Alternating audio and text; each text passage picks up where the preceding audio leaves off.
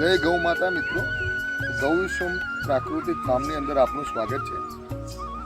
પ્રકૃતિને બ્રેક કર્યા વગર અમે જે ફાર્મિંગથી માંડીને જે આઉટસોર્સિંગ ચાલુ કરેલું છે એના વિશે એક વાત કરવા માગીએ છીએ કે નેચરને બ્રેક કર્યા વગર એક આ કોટન સીડ અમે નોન જીએમઓ ઉપયોગ કર્યું છે. મગફળીની તૈયારી છે, આપણા ઘરની ઓઇલ વાપરીએ છીએ જે અમે લગભગ ટોટલ 10મું વર્ષ છે અમારું આ પ્રાકૃતિક ફાર્મમાં. જે ઝેરમુક્ત અમે ખોરાકો ઉત્પાદન કરીએ છીએ અને જે અમારા જેવા ખોરાકો અથવા તો ખેતી કરીને ઉત્પાદન કરતા હોય એ જ પ્રોડક્ટો અમે અમારા મલ્ટી સ્ટોર ઉપર ડિસ્પ્લે કરીએ છીએ અને ઇન્વેન્ટરી કરીએ છીએ. એ સિવાયની કોઈ વસ્તુ આપણે મૂકતા નથી. તો આવો મિત્રો, આપણે પહેલાં તો આપણી ચેનલ અમારી સબસ્ક્રાઈબ કરો અને આવા અપ્રતિમ જે પ્રોડક્ટો અને આનો આનંદ લેવા માટે સતત જોડાતા રહો અમારી ચેનલ જોડે.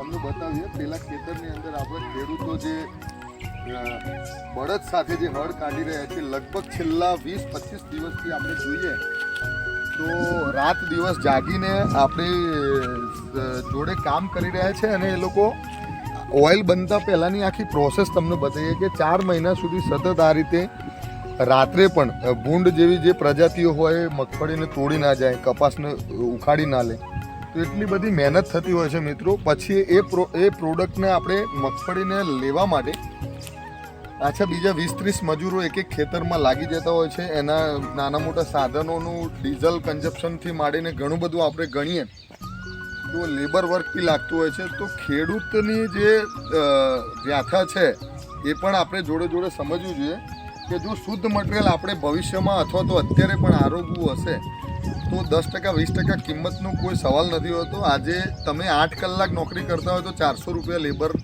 ચાર્જ છે. નાની મોટી કંપનીઓ 400થી 500 રૂપિયા મળી જતા હોય છે, જે આપણે છાંયડાની અંદર કામ કરતા હોય છે. ખેડૂત અહીંયા તડકામાં, ઠંડીમાં અને રાત્રે જાગીને એ રાતવાસો ખેતરની અંદર કરતો હોય છે. અને મેં પોતે પણ કરેલું છે.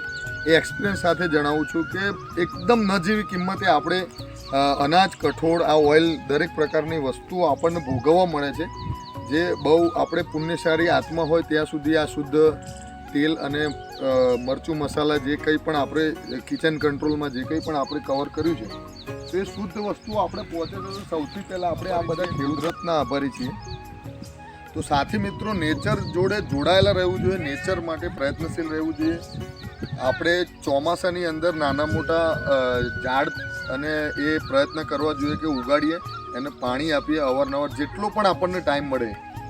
સાથી મિત્રો, એટલું યાદ રાખવું જરૂરી છે કે મોટા મોટા શહેરની અંદર જે ખોરાકોની વણઝાર લાગેલી છે, પીઝા મતલબ ઢોસા લાઈન આમ 11-11, 1-2 કિલોમીટરમાં મેં જોયેલા છે કે 1-2 કિલોમીટરની અંદર 15થી 20 પ્રકારના લોકો અલગ અલગ લઈને બેઠા હોય. એમનું ભાડું લાખ રૂપિયા, 50,000 રૂપિયા હોય.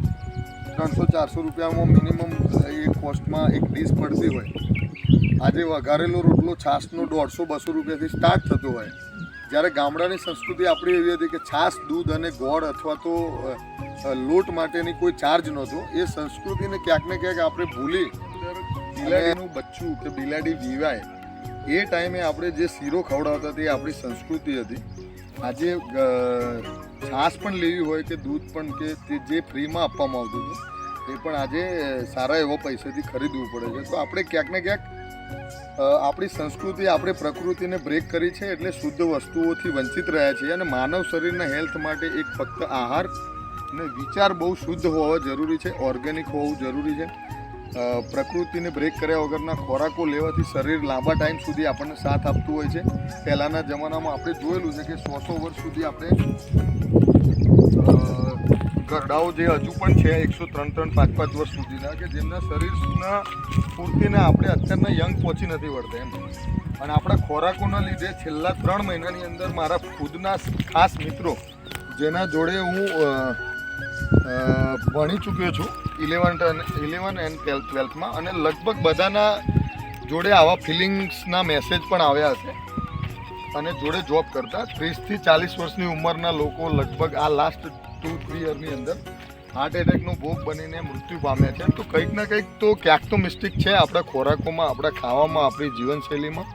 એક લાઇફસ્ટાઇલ ચેન્જિંગને ફૂડ ઇનોવેશનના કન્સેપ્ટ રૂપે અમે ફાર્મિંગથી લઈને ડિલિવરી સુધીના જે ફેમિલી ફાર્મરનો કન્સેપ્ટ છે તો એ ફેમિલી ફાર્મર તરીકે અમે જે કામ કરીએ છીએ તો જોડાવા માટે અમારી ચેનલને સબસ્ક્રાઈબ કરો અને અમારી જે ફાર્મની મુલાકાત પણ લઈ શકો. અને સારી વસ્તુ ખાવા માટે જલ્દી 10% લોકો મળતા હોય છે, પણ રોગો માટે વધારે કોલ આવતા હોય છે કે ભાઈ આ પ્રોબ્લેમ છે, ફલાણું gas problem, diabetes problem, BP એ નોર્મલ થઈ ગયા છે, માથું દુખવું, ફેટી બોડી બની જવું, પછી થાક લાગી જવું, B12 ઇસ્યુ, હિમોગ્લોબિન ઇસ્યુ.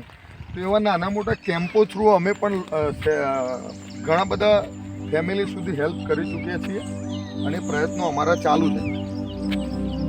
નેચરને મૂળ આપણું ઇન્ટેન્શન એ છે કે નેચરને બ્રેક કર્યા વગર આપણે કઈ રીતે માનવ શરીરને સારા ઉત્પાદ આપી શકીએ અને એને શુદ્ધ જીવન મળે, એક ક્વોલિટી લેવલ પર એનું લાઈફસ્ટાઈલ બનાવે. એ આપણા જે પ્રયત્નો છે એ પ્રયત્નોને વધારવા માટે થઈને હવે સતત અવારનવાર અમારા ખેતર અને ફાર્મની મુલાકાત લઈને ઇમ્પ્રુવમેન્ટ લાવતા રહેલા છીએ. આ એક કુદરતી દ્રશ્ય છે, એ જોવા માટે આપણે 200-300 કિલોમીટર દૂર જવું પડતું હોય છે અને એ મેળવવા માટે કસરત કરવા માટે આજે ખેડૂત જે ભગવાને જીવન આપ્યું હતું એને સ્પેશિયલ જીમમાં નથી જવું પડતું. તો આ પ્રકારની જે લાઈફસ્ટાઈલ છે એ આપણે 100% એ ના કરી શકીએ, પણ કુદરત સાથે જોડાવું એ પણ એક માનવ શરીર માટે બહુ જ સારામાં સારું એક ઉદાહરણ છે અને એ કરવું જોઈએ. તો સાથી મિત્રો આગળ બતાવીએ કે આ પક્ષીઓનો અવાજ, જે આપણે મોટા શહેરોની અંદર આવા પક્ષીઓનો અવાજ અત્યારે ગૂંજતું દેખાતું નથી. જ્યારે આપણે બહુ જ ડીપમાં અને બહુ જ આવા નેચરલ એરિયામાં જઈએ ત્યારે આપણે આ પક્ષીઓનો અવાજ જોઈ શકીએ છીએ. તો એ નિહાળી શકો છો તમે. આજના પેઢીના જનરેશનમાં કોઈને પૂછીએ તો પક્ષી પતંગિયાના જે કલરો છે એમની લગભગ બુકની અંદર જોયા હશે.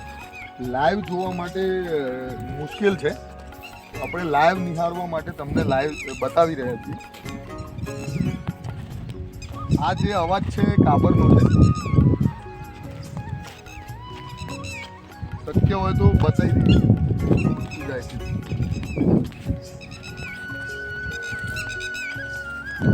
અહીંયા અલગ અલગ પ્રકારના પક્ષીઓ છે. આ ચકલી ઊંચી આવી, પતંગિયું છે. આ જે અહીંયા બ્રાઉન ટાઈપનું પતંગિયું છે, આ કેસરી.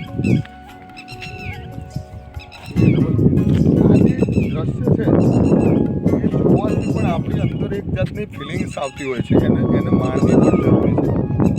ફક્ત ને ફક્ત આપણે ટાર્ગેટ પર અને એના ઉપર જ આપણે બેન્ચમાર્ક ઉપર જ આપણે જીવતા હોવાથી આપણે આ કુદરતી વસ્તુઓથી અલગ પડી ગયા છીએ અને પાછું એટેચમેન્ટ લાવવું જરૂરી છે.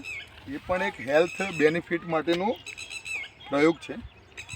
પણ અલગ અલગ પ્રકારના જે ઝાડ છે એ પણ ઔષધીય રૂપે આપણે કામ લઈ શકાય એવા છે. કણજીનું કણજી જે કહી શકાય, આ કણજીની અંદર એ કણજીના જે પત્તાનો જે પાવડર છે એ સફરજન કે કોઈ પણ ઉપર નાખીને ખાવાથી અથવા તો એનું દાંતણ કરવાથી જે પ્રોસ્ટેટ અને નાની મોટી જે ગાંઠો થતી હોય છે એ પણ સ્પ્લિટ થઈ જાય છે અને ઓગળી શકે છે. લીમડાનું લગભગ બધાને ખબર હશે, લીમડાનો મોર ચૈત્ર માસમાં લેવાનું હોય છે, એનું દાંતણ કરવાથી શું શું ફાયદા છે.